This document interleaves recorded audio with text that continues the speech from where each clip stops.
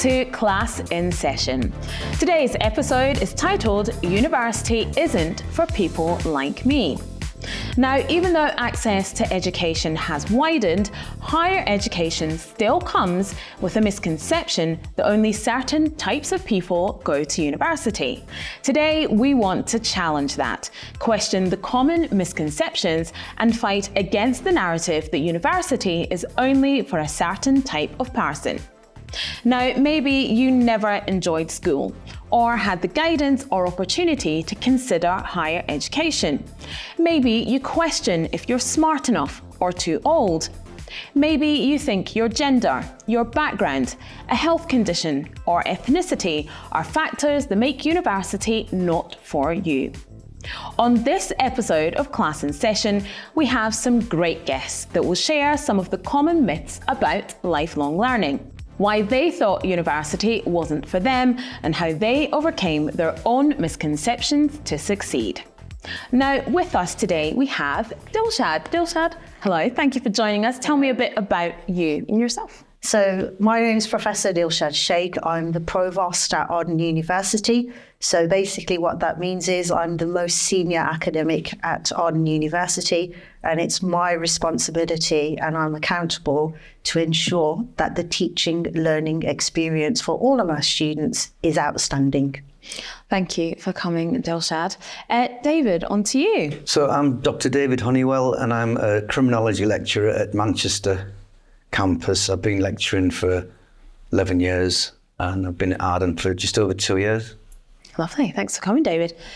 Charles, on to you. Nice to have you. Hi, I'm Dawkin Mbarami Charles from Nigeria. Out of curiosity and determination, I joined Arden 2 years ago. And my first year, I enrolled as the computing student rep, and my second year as the senior computing student rep. So it's been an amazing experience so far. Yeah. Brilliant. Thank you, Charles. And Angie. I am Dr. Angie Solanki. I'm the founder of MIA Consulting Group, which is a diversity, equity and inclusion advisory firm. I'll work with corporates, with the government, tech, sports, charities on helping boost representation across the workforce. Prior to that, I spent 12 years on a trading floor working for global investment banks, and it was that spurred my passion for social change. Brilliant. Thank you, Angie. Okay, Dilshad, I'm going to come to you first. Why do some people think that university perhaps is not for them? I think a lot of it's to do with how you're brought up. So I could use an example of myself. So I wasn't actually born in the UK. I was born in Nairobi. I'm one of 7 children. We moved to the UK.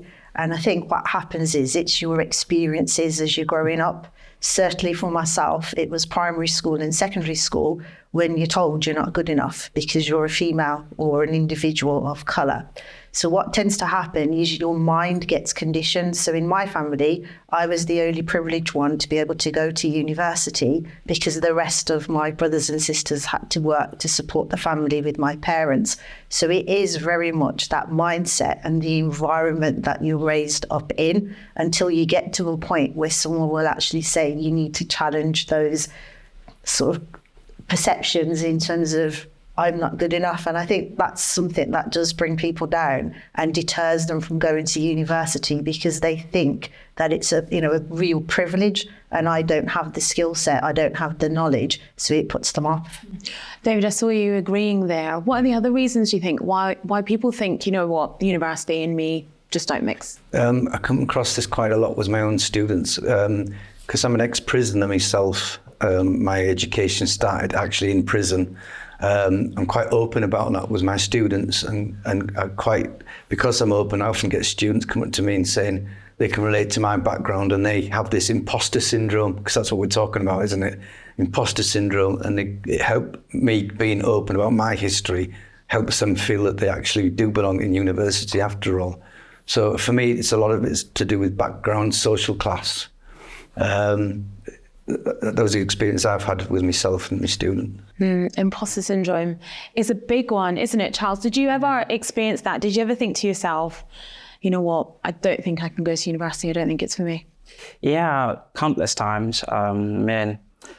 Like you rightly said, the background, the environment, plays an important role, and life in general. When you step up to do something, sometimes you have this internal and external doubt. The internal one is the one you give to yourself. Then the external one is what people say to you, and that goes, very deep into you. In my situation, sometimes I felt like some persons were more smarter than me, so they don't really struggle to go through stuff. And most times in the same class, I kind of struggle to meet up to the expectation. And sometimes it was like a battle, And because I accepted the fact that I wasn't as smart as them, that made me just feel like, okay, I think this is not for me, And since I accepted that fact, I stopped putting more effort, to succeeding or having a productive experience in my academics, And because of that, everyone was like, oh yeah, this is not for Charles. I think we should look for something else, either learn a skill or something, So that was a major setback for me. But anyway, today I'm here, and I think I actually, challenged them. And, now I think I can proudly say university is for me because I made it through. Angie, imposter syndrome, has that ever stood in your way? I mean, you've done so much stuff, D&I champion, honorary doctorate. Has imposter syndrome ever creeped in, especially in that part where you decided to go to uni? Absolutely. I think it's fair to say that 7 out of 10 humans experience imposter syndrome. And we're talking about our inner critic. We all have that. So we can normalize that. For me, imposter syndrome is a narrative that I live with and overcome on a daily basis. For me, I was an average student. I went to an average university. I was raised by a single mum of 4 girls, little resources. We were taught that education in this country is accessible for us. It's a privilege. Work as hard as you could. However, at that point in my life, I didn't see the exact outcome of university. So for that reason, I don't think I gave it my full potential. However, it was a reality of turning into a young adult that I have no financial backing, that the fear of losing our house because my mum couldn't financially afford to keep up. We were in a mortgage arrears. So it was my financial motivation that translated into me having the ambition to do something I needed to do. But the imposter syndrome didn't do much to serve me at that point. However, it was overridden with that determination and that survival instinct that I need to work hard. I have my personal motivations to do it. So I think imposter syndrome is real. It is valid. It's addressing that and knowing that it's a thought, it's a feeling, but it doesn't have to be our narrative. Now, you've all mentioned imposter syndrome. You've all mentioned sort of feeling that you shouldn't go to university. It's not for you. So I'm going to come back around the table. Dilshad, how did you overcome it? How did you go through? I think I'm going to put it down to my father because I'm one of 6 girls. And already from a cultural perspective, it's not great having girls. It's all about the sons coming from an African background. So I always say my father raised us as men, as teenagers. And what I mean by that, we had to do a lot of things. It was like, I always used to call it like a campsite, army campsite. But my father passed in 2012, and I owe it to him in terms of where I stand today as Professor Dilshad Sheikh and Provost. So he was the one that instilled values, strength, and said, come on, you're going to make it, supported us. So I owe where I stand today to my father.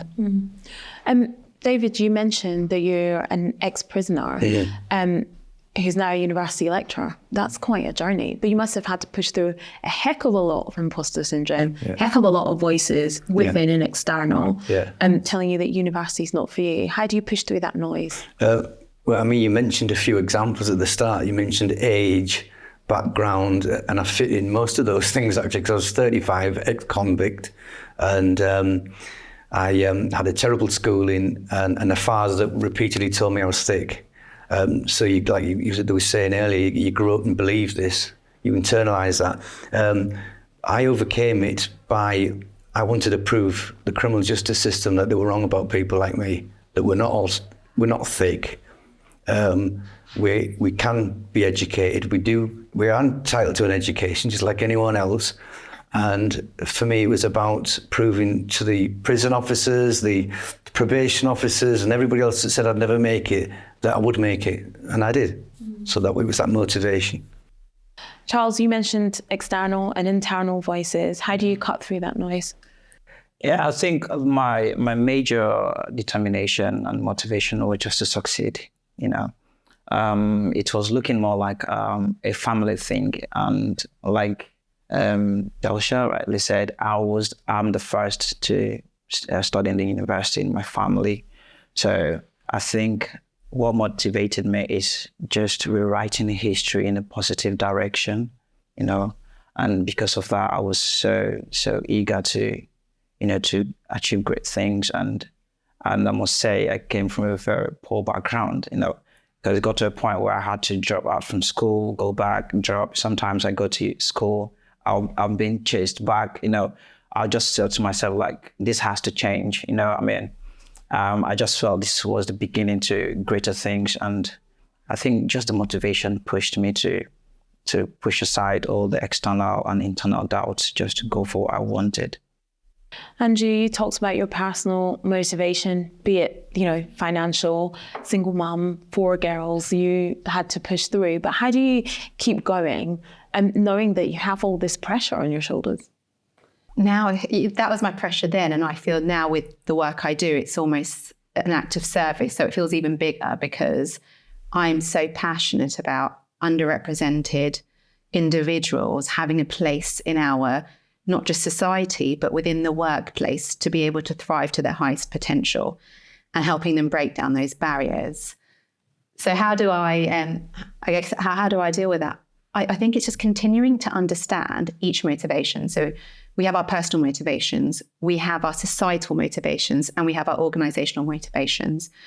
And the more self-aware we are about us as people, the more knowledge that is. And it's about having an infinite mindset to learn, constantly be learning, never feel that you've actually got to that destination. Because those people who think they have got there posture and they spend more time validating themselves and less time growing. Each one of us, until the day we die, will be evolving, growing, adapting to change. And those who have the infinite mindset will do it with purpose versus not. Dilshan, I want to come to you again. We've talked a lot about the stigma and the misconceptions that lots of people have that lead to them worrying about fitting in. Is this a common theme for students? I would say yes. And the reason I'm saying that is because I've worked in the traditional university sector for 20 years, and Arden now, this is my 4th year, and Arden is really different. So in terms of, currently we've got 36,000 students, of which over 90% come from widening participation backgrounds.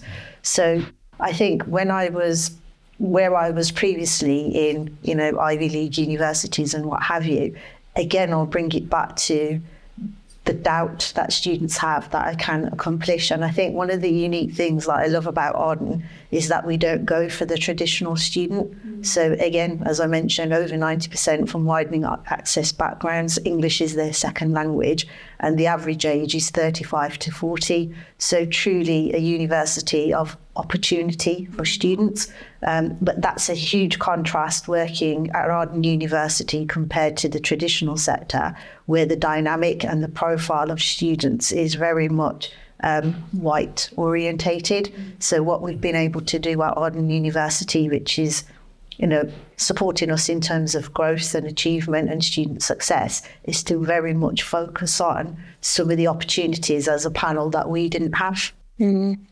Angie, through your work at MEA, do you see this kind of thing Dilshad's spoken about occurring in your working, about people having those misconceptions about, where they work and having doubts about their talent? And can you share those misconceptions that people from disadvantaged or underrepresented backgrounds have about lifelong learning and then about reaching their further career goals? Absolutely. So I think one is addressing there's a general societal misconception that learning occurs when you're young, that there is a time frame for which you learn and a window of opportunity, that you need to see the outcome before you go on the path. You need to see the outcome of that learning before you've gone on that path. And if the path isn't clear, it's not for you. And then there is one that within the workplace, I see a lot of is reaching goals, and those who are underrepresented, this is generalistically speaking, but many of them have been exposed to hardship, be it through their parents, through their grandparents, or themselves. And innately, they've actually built some resilience and a really good work ethic. But what you tend to see is them overworking and under-asking. So when it translates into meetings and translates into that workplace feedback loop, the underrepresented quite often will seek validation that they're doing a good job. And those who are represented tend to look at the discussions and focus it on the next steps, promotion, pay rises. And that almost needs to really break. But we are seeing that change take place through people training, through structures and policies. So the windows of opportunity, the hope for progression is accelerating. Dilshad, how does Arden work to sort of breaking those chains and breaking those misconceptions? So I think the first thing that comes to mind is the entry criteria. So we're very flexible. We take on non-traditional students. So for example, you could come to us with absolutely nothing at the age of 40, and that's because you had a challenging life, a bit like what we've all explained. So for us, every student deserves the opportunity to better themselves and progress their lives. So the starting point is very much the entry criteria. So we will take on students who perhaps don't have the A-levels, the B-Techs, etc., but they have work experience and life experience. And since then, we've grown the student body because we've been recognised and we've positioned ourselves as a university of opportunity, really, lifelong learning. But it is looking at all of the touch points in terms of what makes it hard for students. I think the marketing team also do a great job, like today, in terms of really portraying that image that we are full widening access and a fully widening access university.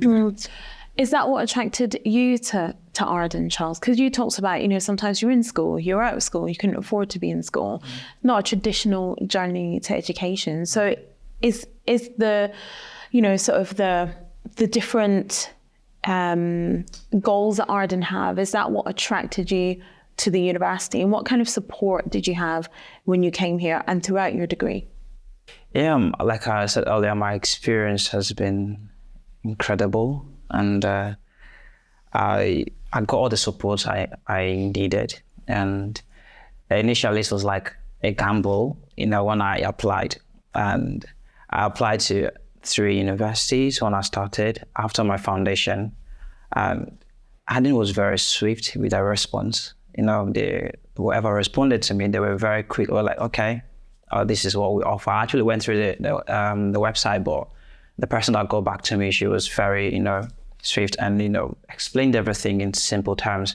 And I was like, yeah, I think this would work for me. As a blended student, I could work and also study, So that flexibility was there. So that was one major thing that attracted me. But when I got into the system, definitely I didn't have a great background with studies, with education. But when I got in, it was like, okay, I had the support from the lecturers, from the student support. My campus is in Manchester. So the student support, the team was very great. And they saw me struggling. And whenever they see me struggling, they were like, okay, this is the right direction to go. And I kind of loved the entire experience because in my field as a computing student, I had a lot of things running through my head. I was so curious to know how things work, especially in the industry, in the IT field. And I have these great and amazing lecturers that will always put me through, some of them in like data scientists, a lot of them, So having all of this, I felt like, okay, I think I'm enjoying my journey here. That was just my first year. So from that moment, I was very sure I was going to finish with Arden University, and that was a big motivation for me. Definitely. David, I'm going to come to you. What was it that attracted you to Arden University, and how have you found the support, not only through your degree, but in your journey to being a lecturer now? I've worked in several different traditional universities, and Arden's by far the most unique. The majority of my students are in the 30s. The majority are from Romania. And interestingly, what we were saying about stigmatization, they were telling me only 2 days ago that they get stigmatized, not at the university, outside of university. And we had a discussion about this stigmatization. But I found Arden incredibly supportive, the staff. I mean, I've got a great little team in the criminal justice school, really supportive. And I was saying earlier that I felt more settled here than I have at any other university I've worked at, and that's taken 11 years. But if someone doesn't have that support in the first place, how do they, or what steps should they take to overcome that inner critic, that inner voice that's telling you, you're not good enough? How do they overcome that, to take that first step to even going to university in the first place?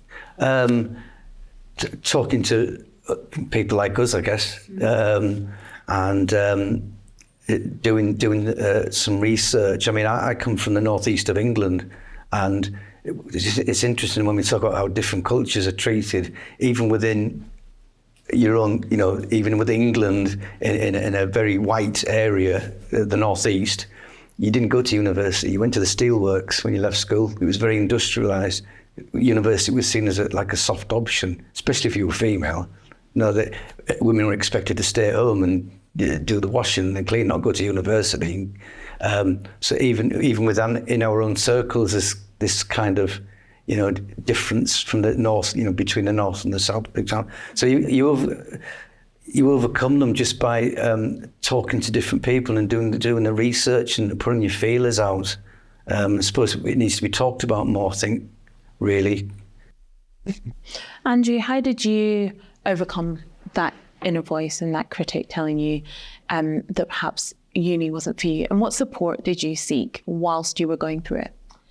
So I would say what I guess sets me different slightly from the group is the fact that there was an assumption I would go to a university, but there wasn't a huge assumption I would go to a good university or do much from it. And it felt, the outcome of that was just unclear for me. I would say, coming from very little, you learn very quickly to become resourceful, because you don't have people opening doors for you. You don't have opportunities on your doorstep. So I became very young, built curiosity and asked for things and used platforms where I could. So if I had the opportunity to meet someone, so when I turned up at my average university, I went quite directly to some senior people to understand what is the outcome for people who might, get a tutu or who struggle through this process. I changed my course after my first year because I really didn't know where I was going with it. My motivation came, as I mentioned, after I graduated, and that's when I developed professional learning. But I would say the barriers I've seen and how they best overcome is by my mum, who had come to this country. She had an education in India. She ran shops that sold electrical goods and things like that. It went into business arrears. She had no money. After the divorce, she was left with very little. And she had to take herself back to university, but she had to go to college first. And we were sat there, 4 girls, and she was like, I'm so worried. That first day she went back, she said, what if they think I'm the teacher? What if they think I'm the lecturer? And she'd share those concerns with us. And I remember just feeling those nerves for her. And I saw my mother just know what she wanted from it. And it was the ability to support her family. She had no support here, but she did it anyway. She silenced that inner critic. She ended up on the same course as my friend. She would have been in her 40s doing her A-levels again, and then early 50s going to university, chemistry, and she was sat with one of my friends. And what turned into the moment of fear for my mum was a moment of feeling so proud. And that role modeling has been a privilege to me because I've seen the ability to overcome barriers and lifelong learning. I went to her house the other day. She's got a book on quantum physics. There's no stopping her. I love that.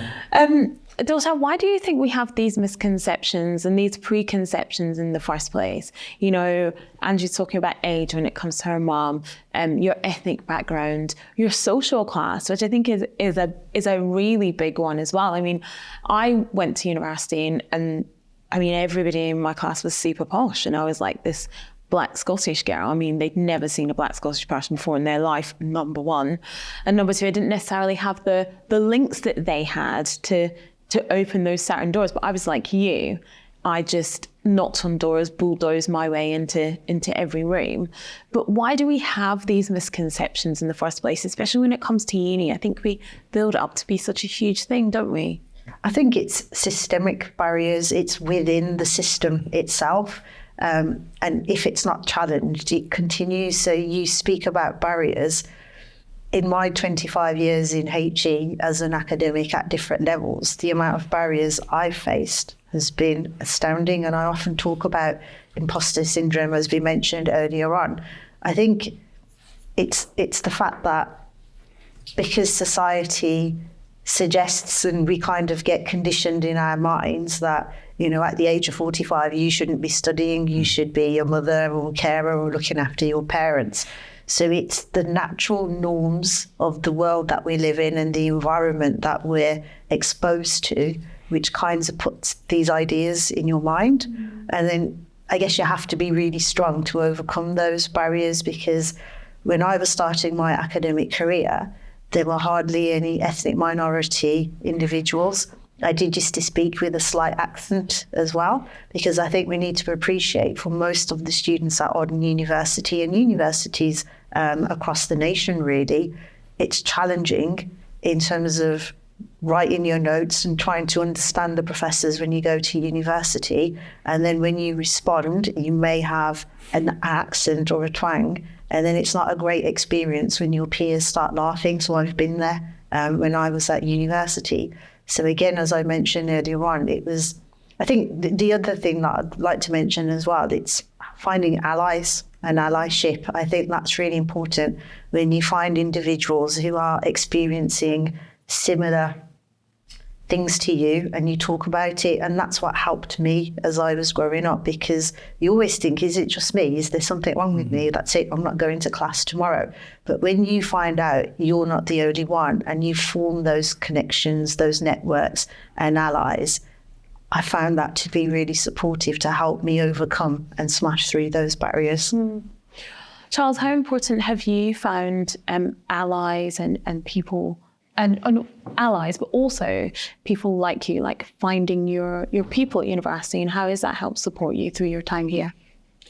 Yeah, I mean, like Daisha rightly mentioned, when you know you're not the only one in that situation, it gives you this kind of relief that, I mean, you're not the worst person. It's not like they are bad or they are worse than you, but it gives you that motivation that, I mean, there's a room for a change or improvement at some point, you know.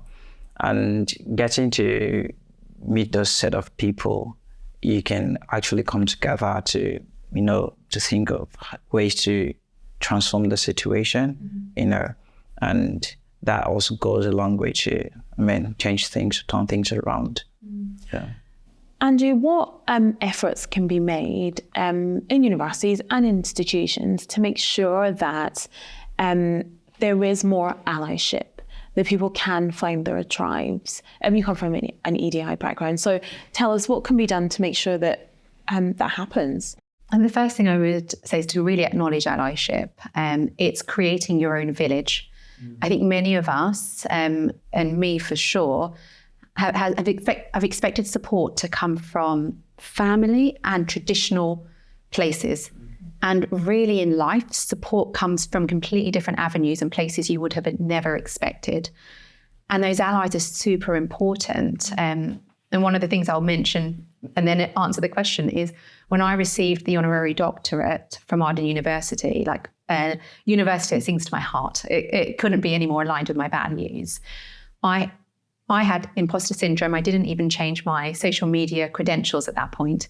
And it was Professor Dilshad that reached out to me, and she said, why haven't you done this? And that's a good question. Why didn't you do it? That was the inner critical voice. It was, am I deserving of this?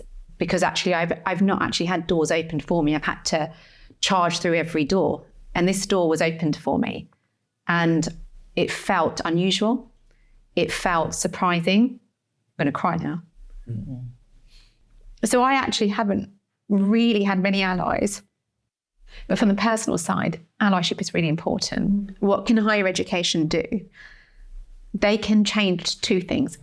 One, are there structures and policies to make things like education accessible for those people who have caring responsibilities, who have the financial restrictions that don't allow them to get to the outreach of people and communities that might not necessarily be even aware that education is now a path for them. That's a responsibility that they can do. And that's quite a clear path.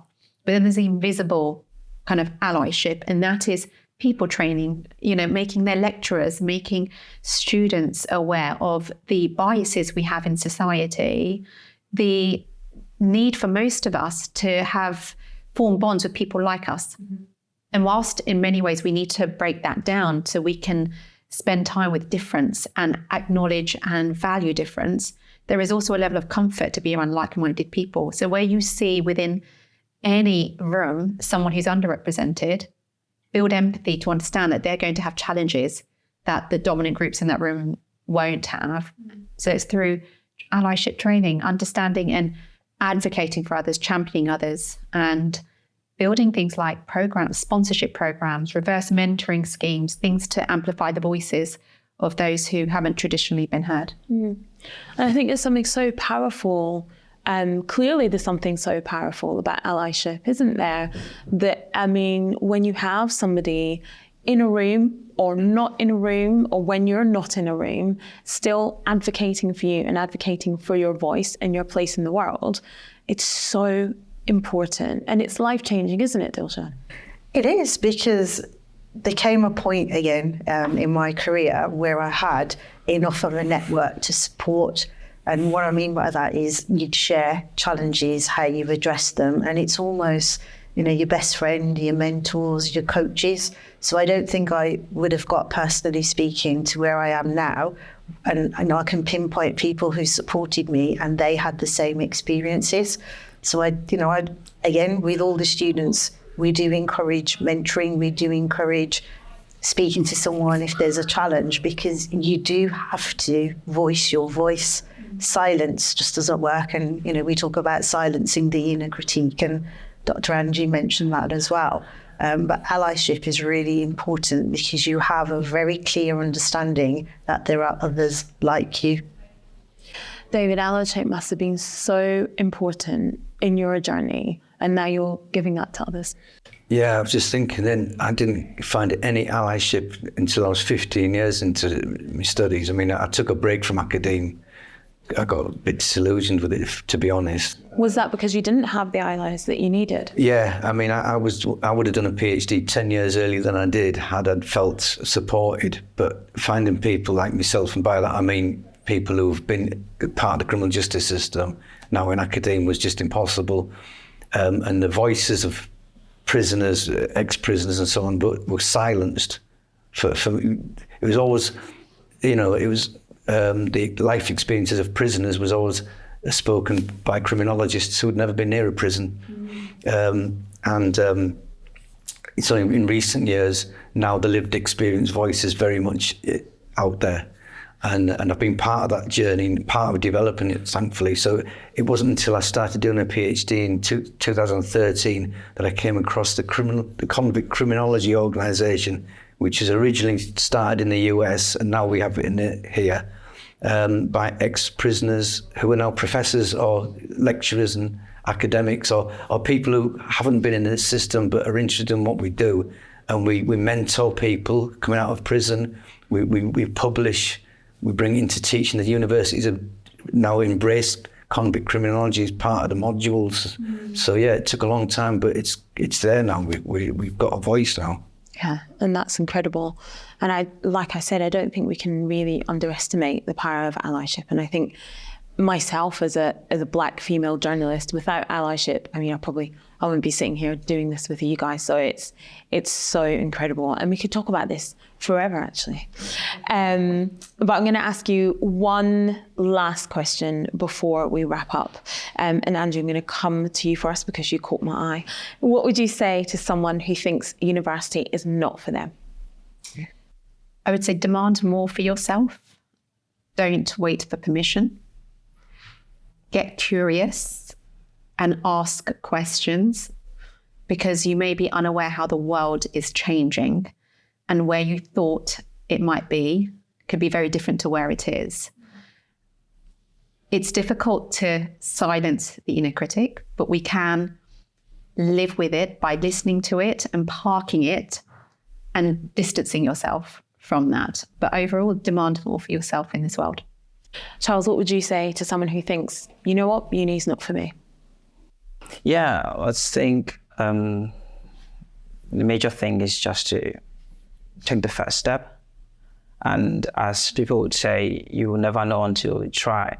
Sometimes when you try, even after the first attempt, you still find yourself not succeeding, but that's not the end. And there's always failure, but I mean, you never can tell. You just have to keep trying, you know. As a person, you know, when I realized that I wasn't catching up with others, the best thing I had to do for myself was time management. So what I would do is, before I go to the class, I spend about a day or two to go through the lectures on my own, since I had all the slides, you know, on Ireland. You know, then when I go to the class, like, I can go through with the lecturers, I understood better. You know, if I didn't take that step, I probably would say, okay, I'm not sure I can do this, you know. So I think after that stage, I could see myself, you know, falling through, you know, the lectures and everything. So yeah, there are so many strategies, you know, to overcome all of this, you know. So you just have to try different strategies to know which one works best for you and go for it. David, what would you say if someone said university is not for me?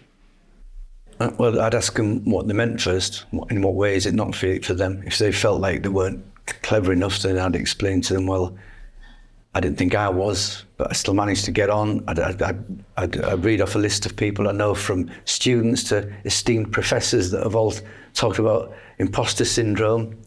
So I would ask them firstly in what way they didn't feel it was for them, whether they were, you know, edging towards apprenticeship or university, or whether they just felt they weren't clever enough. If they said it's because they weren't clever enough, then I'd explain to them why they are clever enough. And Dilshad, what would you say? I think something similar there, in terms of, I'd want to know, is university not for them because they just don't want to go to university, or is it all these preconceptions that are generating imposter syndrome? And then I'd talk them through it. But my final word would be, embrace the opportunity and do what you want to do. Yeah, absolutely. Thank you so much, Dilshad, David, Charles, and Andrew. Excuse me. Thank you so much, guys, for that conversation. I mean, definitely imposter syndrome, something that we've all experienced. Silencing that inner critic, going for it, finding your tribe, finding allies. Definitely, I think those are the things that can get anybody through university. And I'm glad it's got all of you through and here with me today. So thank you so much, guys, for talking about how university really, truly can be for anyone, for incredible people from 4 completely different backgrounds, all made it through. If you guys can, and little old me, then anybody else can too. Thank you so much to everybody who is listening as well. And if you enjoyed this episode, don't worry, there is so much more to come. Please subscribe to the Arden University YouTube or Spotify and be the first to listen. Thank you very much.